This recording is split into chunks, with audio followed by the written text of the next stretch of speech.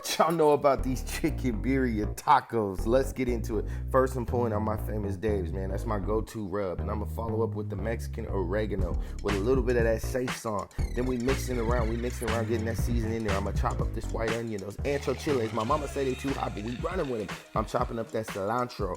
I'm gonna get it all in the pan and get it seared and cooking, man. I gotta overcook my chicken. That's just how I get down. But we gonna put it in here. After we put it in this pot, we're gonna drop about 4 cups of water with 4 tablespoons of tomato paste. Grind it up. Pull those things out after they get tender, and then put them back in. Then we put them back into the chicken, and we ready to make tacos, baby. Put it in that pot, sear it up, and look at there we are, man. We sitting here now at Taco Tuesday. If you like this type of content, like, comment, and subscribe, y'all. Now tell me. This is what I cook when I'm looking for something light and I'm pressed for time. My chicken broccoli Alfredo melt. Let's get into it. First, I'm throwing in my broccoli, frozen broccoli, or you can do fresh. It doesn't matter. Then we're going to drop in our chicken. Get that chicken seared up. I put a little bit of olive oil on it with some garlic, and then my garlic onion seasoning. Then I drop in my white cheddar with a little bit of heavy cream and some milk to follow up. Get that thing mixed in there. Then I bake my chicken right there in that one skillet till it's perfection. Chop it up into little pieces, drop it right over the top of that frozen broccoli. In goes the white cheddar mixture. Follow up with some fresh bacon. Then I follow up with some more white cheddar cheese over the top. I ended up cooking in there for about 350 degrees, and boom. Look at that right there. That is what I'm talking about. This stuff always hits the spot. Get in the comments though. Let me know what you guys think about this recipe. My kids love it. Check me out.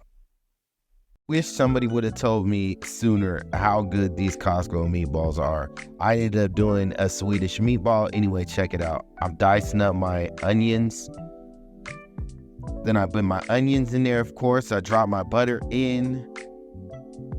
I put some Worcestershire sauce in there with a little bit of flour, beef broth, a little bit of heavy cream, and some garlic, and then we seared those Costco meatballs, man, and I put it right there in my Swedish meatball mix with my general AP I use, which is just McCormick's. Mix that baby around with some white rice, and the wife is happy, everybody's happy, and man, these stuffs are really good. Like I said, Costco did their thing with the meatball. There's no reason to make them from scratch. Check me out. If you're gonna make any of my recipes, I definitely recommend this one right here. This is so filling and it's healthy, and my children love it. So first I'm gonna put in my chicken right into the skillet. I'm gonna let that simmer. I'm just end up doing some simple seasoning. Use your favorite seasoning. Then I'm gonna drop in some butter, reduce it. A little bit of garlic, the orzo. Then I'm pouring in some chicken broth. Let that orzo simmer. Then put in a Boursin piece of cheese. I went over the top of it with some ranch. Ended up mixing that right in, that creamy orzo you can never miss. Then I used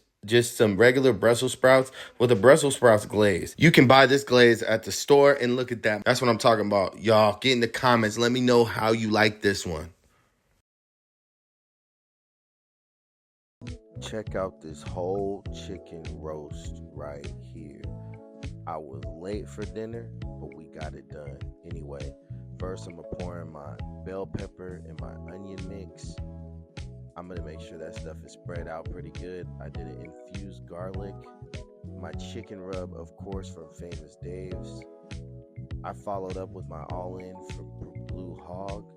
And I dropped my whole chicken spatchcock right over the top with just a little bit of rosemary and my regular rub. I put it in there for 425 degrees for about 20 minutes. And yeah, look at this right here. Luscious, silky, amazing chicken. Everybody loved it. And I'm sure if you do it yourself, you will see for yourself. It was a great, easy recipe. There's no reason we need to eat out all the time. All right, y'all. What y'all know about this white sauce chicken pesto lasagna? You know your boy got a sensitive stomach, so we got to use white sauce instead of red. But anyway, I'm dropping in 2 scoops of the ricotta cheese. I'm dropping in a little bit of mozzarella cheese, some Parmesan, the basil pesto mix. Got that from Walmart. Nothing special. A scoop of minced garlic, 1 egg, and man, we get to mix it. We gotta mix it. We doing what we do. We're gonna put a little bit of that stock fettuccine Alfredo down. Then we gonna follow up putting our noodles, and we start to build from there, man. Get that basil pesto mix right in between. Follow up with a little bit of mozzarella cheese. Now I'm dropping in the turkey sausage. Again, we had to use turkey sausage. Sensitive stomach, we had to make it work. But anyway, put it in there for 45 minutes and boom, look at that. Look at that there. My white sauce chicken pesto lasagna. Y'all, this is definitely a slam dunk. Anyway, if you like this type of content, like, comment, and subscribe.